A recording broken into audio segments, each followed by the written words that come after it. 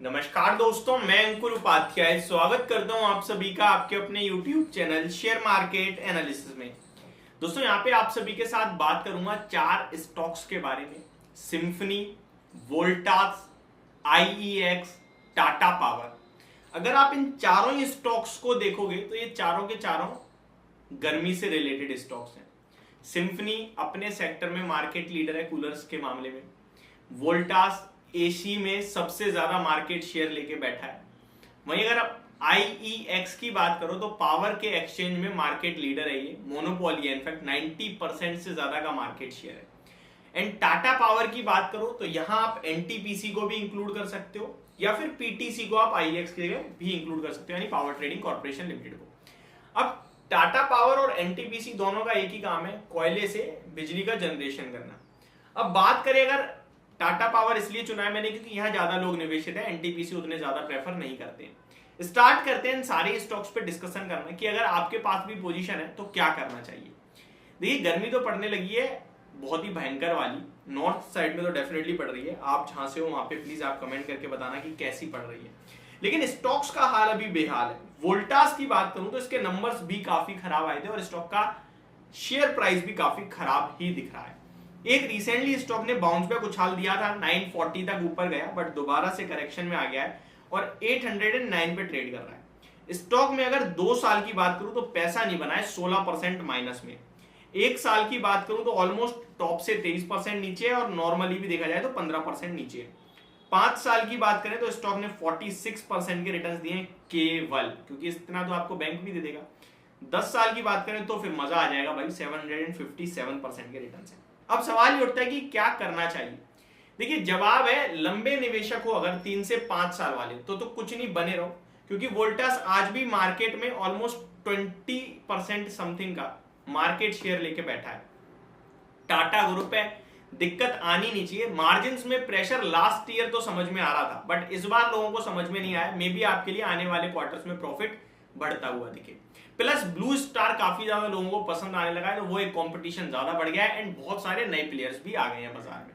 But फिर भी वोल्टास अपना मार्केट को बचाएगा और लीडर जैसे वैसे बना रहेगा। एंड टाटा ग्रुप है, यहाँ पे लोगों का अलग ही लेवल का भरोसा है, तो वोल्टास में मुझे लगता है आपको बने रहना चाहिए। एंड एक और रीजन है जो इसकी गिरावट के पीछे का रीजन है, वो ये है कि इसके वैल्यूएशंस पीयर कंपैरिजन में बहुत ज्यादा हाई है और वैल्यूएशन ज्यादा हाई मिलने के पीछे का भी रीजन एक ही है, टाटा ग्रुप, बाकी कोई बात नहीं।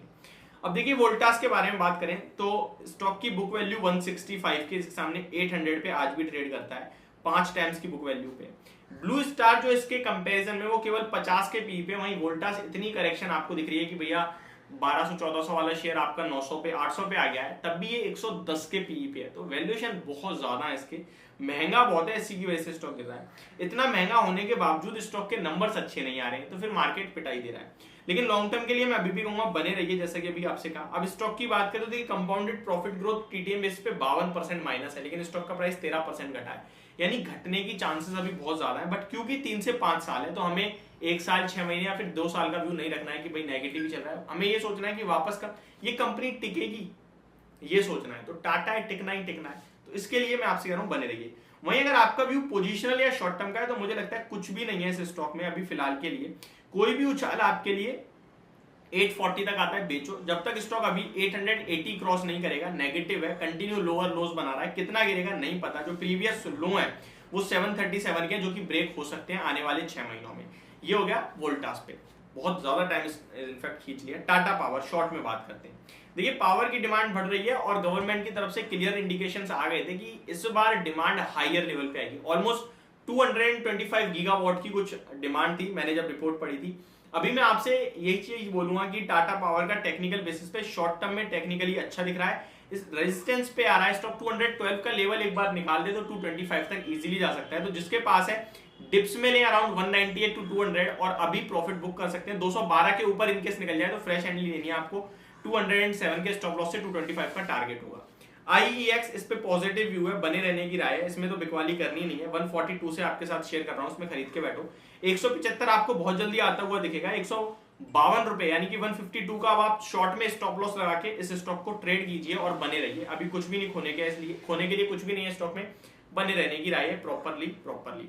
अब बात करते हैं सिम्फनी कूलर के मामले में बात करें तो देखिए मैं यहाँ पे ऑन रोड यानी कि मार्केट्स में जब मैंने डिमांड देखी तो मुझे एक ही चीज समझ में आ रही है डीलरशिप से कि सिम्फनी और वायरपूल ये तो ऐसी कंपनियां हो गई हैं जो अपने आप को मार्केट या फिर जनरेशन के साथ मॉडिफाई नहीं कर रही हैं, सेम प्रोडक्ट बेच रही हैं।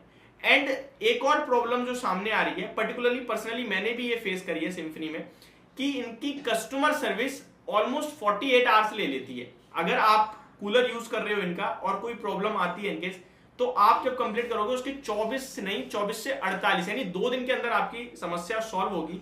वहीं इसके कंपैरिजन में बाकी के जो प्लास्टिक कूलर्स बना रहे हैं वो काफी अच्छी सर्विस प्रोवाइड कर रहे हैं, प्लस अपने आप को डेवलप भी कर रहे हैं, अपने आप को इस जनरेशन के हिसाब से बना रहे हैं, तो वैरायटी दे रहे हैं। प्लस इनकी जो डिमांड है डीलर्स के साथ, वो ये कहते हैं कि आप गर्मियां आने से पहले सारा माल हमसे ले लो, लेना है तो वो भी पहले का, जो हम नया बनाएंगे वो एट द टाइम आपको हायर प्राइस पे देंगे, जिसमें फिर डीलर्स के मार्जिन कमजोर हो जाते हैं। और जब डीलर्स कम पैसा बनाने की देखता है तो डीलर्स कहता है इस प्रोडक्ट को नहीं बेच के दूसरा, फॉर एग्जाम्पल आपके पास 2 प्रोडक्ट है, आपके पास कस्टमर आएगा तो आपका पैसा जहां ज्यादा बन रहा है वो चिपकाने की कोशिश करोगे, तो वो चीज डीलर्स के साथ सिम्फनी का मैच नहीं कर रहा है, जिसकी वजह से सिम्फनी की कंटिन्यू कहीं ना कहीं थोड़ी डिमांड पूरी है, लेकिन डीलर्स की वजह से बिक कम पा रहा है।